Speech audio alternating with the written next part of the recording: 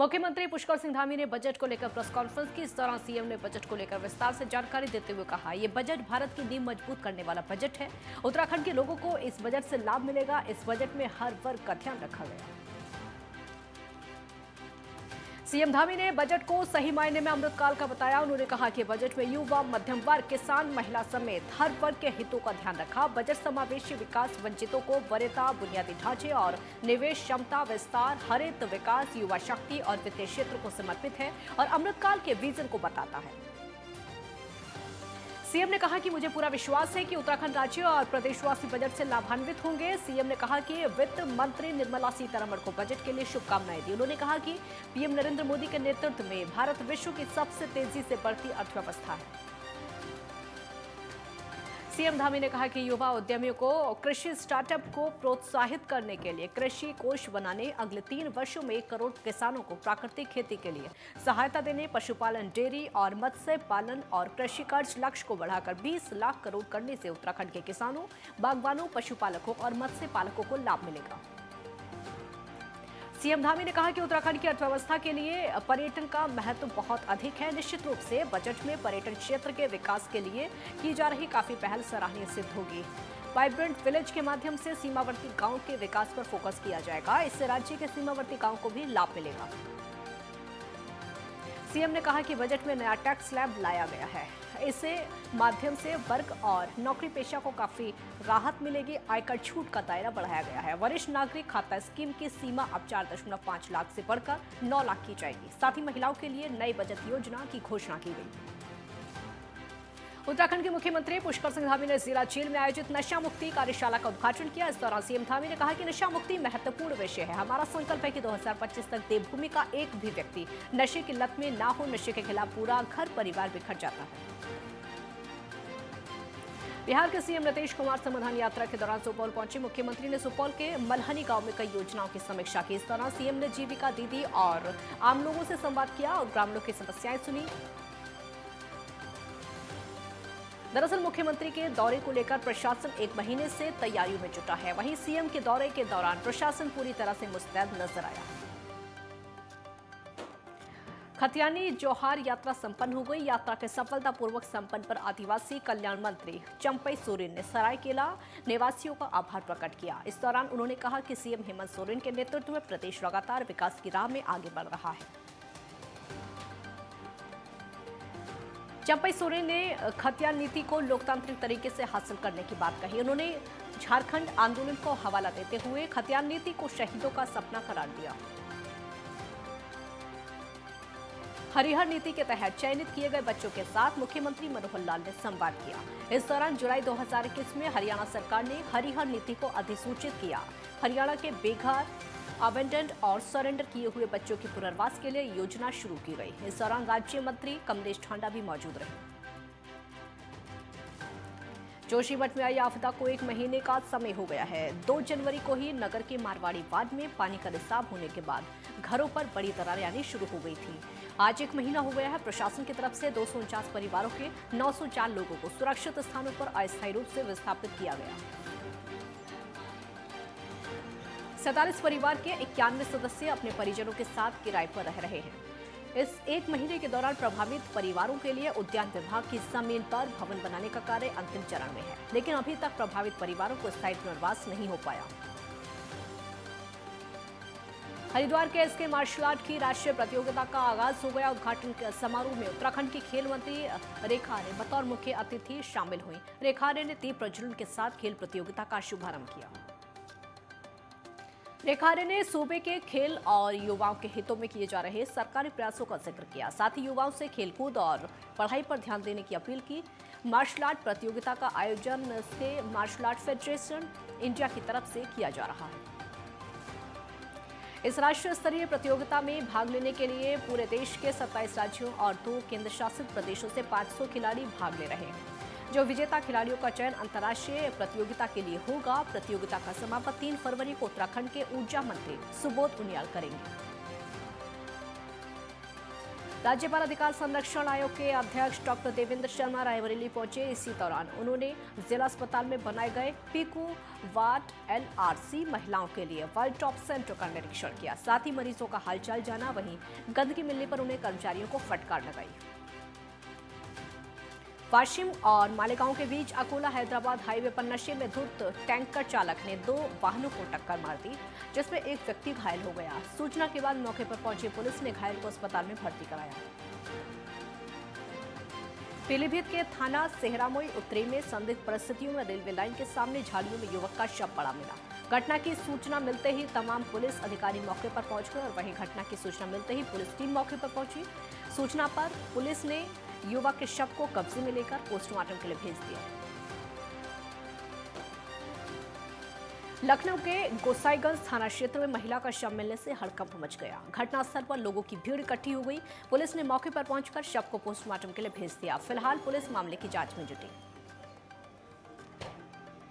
मेरठ में प्रेमी की चौखट पर प्रेमिका की जमकर पिटाई की गई। इससे पहले प्रेमिका ने हाई वोल्टेज ड्रामा किया, जिसके बाद लड़की के घर वाले मौके पर बुलाए गए। वहीं घटना का वीडियो सोशल मीडिया पर वायरल हो रहा है। बेतिया में एक बड़ा रेल हादसा टल गया। मझोलिया स्टेशन के पास सत्याग्रह एक्सप्रेस की बोगियां इंजन से अलग हो गई। इंजन बोगियों को छोड़कर कई किलोमीटर तक आगे चला गया। बाद में लोको पायलट ने पीछे आकर इंजन को बोगियों से जोड़ा। सूचना पाकर रेलवे के अधिकारी मौके पर पहुंचे और घटना की जांच शुरू की। अल्मोड़ा की रानीखेत विधानसभा के श्रद्धानंद मैदान में ग्रामीण उद्यम वेग वृद्धि परियोजना एवं उत्तराखंड राज्य ग्रामीण आजीविका मिशन के द्वारा बिच्छू घास से रेशा, धागा एवं कपड़ा तैयार करने के लिए रोजमर्रा और प्रशिक्षण शिविर का दीप प्रज्वलित करके शुभारंभ किया गया। आजादी के अमृत महोत्सव के बाद भी सड़क के लिए सड़क पर पदयात्रा निकाली जा रही है। रामनगर के भिकियासैर सल्ट तक सामाजिक लोग पदयात्रा निकाल रहे हैं। सड़कों की जर्जर अवस्था को देखकर लोगों में आक्रोश है और वहीं प्रदर्शनकारियों का कहना है कि अगर मांगे पूरी नहीं हुई तो मुख्यमंत्री आवास के बाहर धरना प्रदर्शन करेंगे।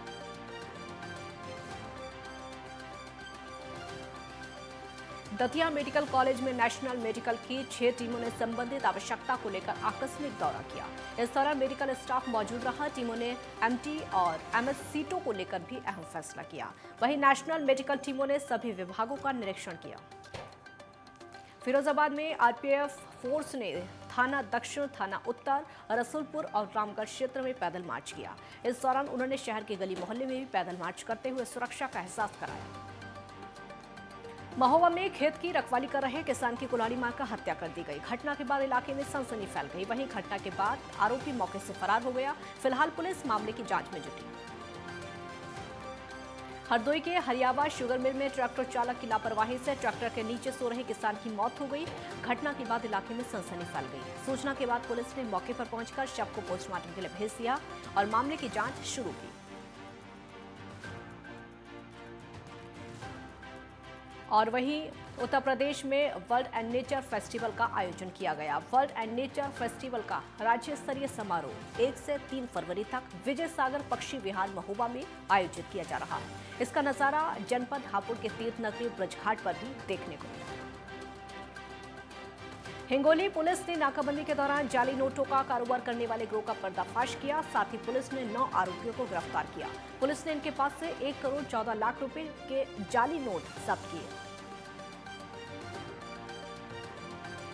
कॉर्बेट लैंडस्केप में तितलियों की 150 से 200 प्रजातियां पाई जाती हैं। यहाँ पर कई प्रकार की तितलियां देखने को मिलती हैं। वहीं रंग बिरंगी तितलियां अच्छे पर्यावरण की निशानी है। कॉर्बेट में 150 से ज्यादा तितलियों की प्रजाति अभी तक देखी गई। सरायकेला सदर अस्पताल में इलाजरत एक वृद्ध मरीज ने अस्पताल के 3रे माले से कूदकर जान दे दी। घटना के बाद परिजनों में कोहराम मच गया। सूचना के बाद पुलिस ने मौके पर पहुंचकर शव को पोस्टमार्टम के लिए भेज दिया। फिलहाल पुलिस मामले की जांच में जुटी। मुजफ्फरपुर में प्रेमिका से मिलने पहुंचे प्रेमी की जमकर पिटाई की गई और वहीं बेहोशी की हालत में उसको मृत समझकर नदी किनारे फेंक दिया गया। घटना के बाद इलाके में सनसनी फैल गई। फिलहाल पुलिस मामले की जांच में जुटी। एक ब्रेक के लिए यहां पर रुकेंगे, जल्द लौटेंगे।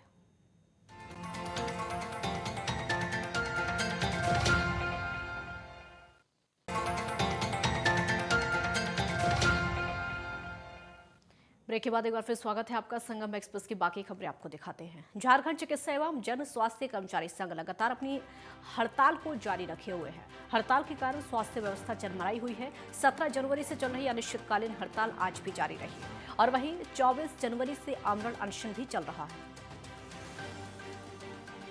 मुजफ्फरपुर के हथौड़ी थाना क्षेत्र में चोरों ने आभूषण की दुकान का शटर काटकर 20 लाख के आभूषण पर हाथ साफ कर दिया। चोरी की घटना से इलाके में सनसनी मच गई। सूचना मिलते ही पुलिस घटनास्थल पर पहुंच गई। फिलहाल पुलिस मामले की जांच में जुटी। अंकिता हत्याकांड मामले में एसआईटी की जांच जारी है। मामले में विपक्ष लगातार वीआईपी के नाम पर खुलासा करने की मांग कर रहा है, तो वहीं एसआईटी ने वीआईपी के खुलासे के लिए आरोपी के नार्को और पॉलीग्राफ टेस्ट की अर्जी कोर्ट में दी।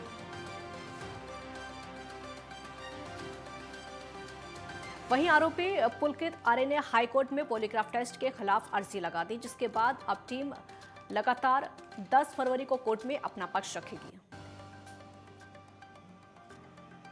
पौड़ी के जिलाधिकारी डॉक्टर आशीष चौहान ने जल जीवन मिशन की बैठक ली, जिसमें उन्होंने संबंधित अधिकारी को जल जीवन मिशन योजना के अंतर्गत लग रहे पेयजल लाइनों का कार्य समय पर पूरा करने के निर्देश दिए।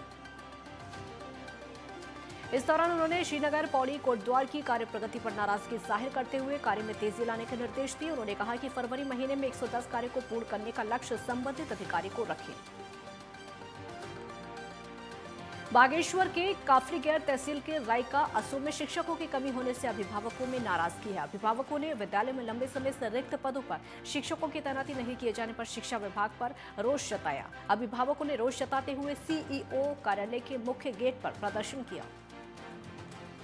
अभिभावकों ने कहा कि विद्यालय में महत्वपूर्ण विषय में शिक्षकों की कमी बनी हुई है, जिसमें हाई स्कूल में अंग्रेजी, इंटरमीडिएट में भौतिक विज्ञान, जीव विज्ञान एवं राजनीति विज्ञान विषय में पद रिक्त है। प्रवक्ताओं के नहीं होने के कारण छात्र छात्राओं का पठन पाठन ठीक से नहीं हो पा रहा है। नाराज ग्रामीणों ने शिक्षकों की मांग को लेकर प्रदर्शन किया। हल्द्वानी जेल एक बार फिर से चर्चाओं में आ गई है। इस बार पूरी सब्जी मांगने पर सुरक्षाकर्मी और बंदियों के बीच मारपीट हो गई। बताया जा रहा है कि जेल में सुरक्षाकर्मी और बंदी के बीच में हाथापाई हुई, जिसके चलते जेल प्रशासन में हड़कंप मच गया। वहीं इस मौके पर पहुंचे जेल के अन्य सुरक्षाकर्मियों ने बीच बचाव का मामला शांत कराया। पूर्व में भी जेल में कई बार किसी तरह की वारदातें हुई। हालांकि जेल अधीक्षक का कहना है कि सुरक्षाकर्मी के साथ झगड़ा हुआ, लेकिन उसे तत्काल शांत करा लिया गया और बंदी के खिलाफ लिखित में शिकायत आने के बाद कार्रवाई की जाएगी। हल्द्वानी में नगर निगम और जिला विकास प्राधिकरण ने भारी फोर्स के साथ बनभूलपुरा में अवैध बिल्डिंग को बुलडोजर से ध्वस्त करा दिया। इस मामले पर नगर आयुक्त पंकज उपाध्याय का कहना है कि अवैध निर्माण के साथ प्रशासन को दादागिरी दिखाई, जिस पर मुकदमे की कार्रवाई के साथ आज अवैध निर्माण ध्वस्त किया। मसूरी देहरादून मार्ग ऋषि आश्रम के पास में देर रात कार में एक अचानक से आग लग गई, जिससे क्षेत्र में हड़कंप मच गया। देखते ही देखते आग ने विकराल रूप ले लिया, जिसके चलते कार जलकर राख हो गई। घटना की सूचना मिलते ही मसूरी फायर ब्रिगेड की टीम मौके पर पहुंच गई और आग पर कड़ी मशक्कत से काबू पाया। मनमहेश्वर घाटी के ऊंचाई वाले जंगलों में 3 दिन से भीषण आग लगी हुई है। आग की चपेट में आने से काफी वन संपदा स्वाह हो गई, साथ ही जंगल में रहने वाले जीव जंतुओं के जीवन पर खतरा मंडरा रहा है। आग के बारे में केदारनाथ वन्य जीव प्रभाग का बेखबर होने से विभाग की कार्यप्रणाली सवालों के घेरे में आ गई। नरेंद्र नगर के बल्दिया खान में रह रहे 14 परिवारों के मकानों की छतें, दीवारें और चौक पर दरारें पड़ गई। ग्रामीणों का कहना है कि ऋषिकेश कर्णप्रयाग रेलवे लाइन निर्माण का कार्य इन दिनों युद्ध स्तर पर जारी है। जगह जगह टनल खोदी जा रही है। टनल निर्माण में हो रही ब्लास्टिंग के कारण पट्टी दोगी के गोलर के पास लोगों के मकानों में दरारें पड़ रही हैं। अक्सर रात में होने वाली ब्लास्टिंग के डर से लोग घरों से बाहर निकल आते हैं। ब्लास्टिंग के चलते मकानों की नींव कमजोर पड़ रही है। ग्रामीणों ने इसकी शिकायत आरवीएनएल के अधिकारी से की थी, जिसके बाद अधिकारी गांव पहुंचे और उन्होंने मकानों की दरारें देखी, लेकिन ग्रामीणों का आरोप है कि अधिकारियों ने महज खानापूर्ति की। अंबेडकर नगर में प्रधानाचार्य के खिलाफ कार्रवाई की मांग को लेकर आज लखनऊ तक पैदल मार्च करने की घोषणा की गई। उसके बाद मेडिकल कॉलेज छावनी में तब्दील हो गया। फिलहाल कॉलेज के गेट पर पीएससी के साथ में कई थानों की फोर्स के साथ भारी सुरक्षा बल तैनात रहा। इसके बाद मेडिकल कॉलेज के छात्रों ने लखनऊ कूच की घोषणा की। वहीं प्रशासन छात्रों को लखनऊ जाने में रोकने लगा और ये मामला महामाया राजकीय एलोपैथिक मेडिकल कॉलेज का। ग्वालियर में इन दिनों खेलो इंडिया यूथ गेम्स की धूम है। दूसरे दिन जिम्नास्टिक प्रतियोगिताएं हुई। देश भर से पहुंचे जिम्नास्टिक ने खेल कौशल में प्रदर्शन किया और पहले दिन केरल, उड़ीसा और मध्य प्रदेश ने जिम्नास्टिक के अपने बेहतरीन प्रदर्शन दिखाए और साथ ही साथ अगले 4 दिनों तक जिम्नास्टिक के मुकाबले होंगे। नोएडा प्राधिकरण की सीईओ ऋतु माहेश्वरी ने अफसरों संग समीक्षा बैठक की, जिसमें साफ सफाई को लेकर शहर के सौंदर्यीकरण के मुद्दे पर चर्चा हुई और इस दौरान प्राधिकरण की सीईओ ने अफसरों को जरूरी दिशा निर्देश दिए और समय सीमा के भीतर काम पूरा करने की हिदायत दी। डीएमआरसी की तरफ से मेट्रो में सफर करने वाले यात्रियों को मुफ्त स्मार्ट कार्ड दिए जा रहे हैं। आजादी का अमृत महोत्सव के तहत स्मार्ट कार्ड दिए जा रहे हैं। 26 जनवरी से शुरू हुआ स्मार्ट कार्ड वितरण 4 मार्च तक होगा। बलिया के कोतवाली थाना क्षेत्र में एक हथियार कारोबारी ने खुदकुशी कर ली। हथियार कारोबारी ने खुद को गोली मारकर खुदकुशी की। कारोबारी कर्ज से परेशान था। ऋणदाताओं से तंग आकर कारोबारी ने खुदकुशी की। धोखाधड़ी का मामला सामने आया। कंपू निवासी धीरज बंसल ने भारतीय मुद्रा के बदले डॉलर देने का मामला ठगी सामने आई है और इस तरह ठगों ने कारोबार को 2 लाख का चूना लगा दिया। कौशाम्बी में देर रात सड़क हादसा हो गया। सैनी थाना क्षेत्र के अजुआ में एक किराना स्टोर में आग लग गई। आग लगने से दुकान में रखा लाखों का सामान जलकर राख हुआ। धौलपुर पुलिस को आज एक और कामयाबी मिली। डकैत केशव गुर्जर के भाई नरेश गुर्जर और साथी बंटी पंडित पुलिस ने गिरफ्तार किया। पुलिस ने आरोपियों को बाड़ी थाना क्षेत्र के मुंडपुरा जंगलों से गिरफ्तार किया। झज्जर के सिलानी गेट क्षेत्र में एक मोबाइल की दुकान में घुसकर दुकानदार पर लाठियों और डंडों से हमला करने वाले 4 आरोपियों को पुलिस ने वृंदावन से गिरफ्तार किया। दरअसल घटना को अंजाम देने के बाद आरोपी पुलिस से बचने की फिराक में वृंदावन छिपे। एटा की जिला जेल में महिला कैदियों का कौशल विकास किया गया। जेल में महिला कैदियों को सिलाई के गुर सिखाए जा रहे हैं। ये महिला कैदी थैले और पर्स बनाकर आत्मनिर्भर हो रही हैं और जेल में रोजगार पाकर महिला कैदी आत्मविश्वास से लबरेज नजर आ रही हैं। त्राल में ब्लॉक दिवस का आयोजन किया जा रहा है, जिसमें एडीसी ने लोगों की समस्याएं सुनी। गुलशनपुरा में ब्लॉक दिवस का आयोजन किया गया। एडीसी ने सैकड़ों शिकायतों का मौके पर ही समाधान किया। एडीसी त्राल ने पूरा दिन प्रखंड आरपीएल में बिताया और सैकड़ों शिकायतों का मौके पर निस्तारण किया। एडीसी के साथ ब्लॉक तहसील में तहसीलदार समेत कई अधिकारी मौजूद रहे। हजारीबाग पुलिस ने एक बार फिर से लोगों का दिल जीत लिया। दरअसल साल 2022 में खोया और चोरी किए गए मोबाइल को खोजकर पुलिस ने उनके मालिकों को लौटा दिया। इस मामले पर पुलिस अधीक्षक ने जानकारी देते हुए कहा कि इस तरह के मोबाइल को पुलिस ने ट्रेस करके ऑपरेशन भरोसे के तहत खोजा है और 67 मोबाइल फोन को उनके मालिकों को सौंपा है। इससे कहीं न कहीं हजारीबाग पुलिस पर लोगों का भरोसा बढ़ेगा।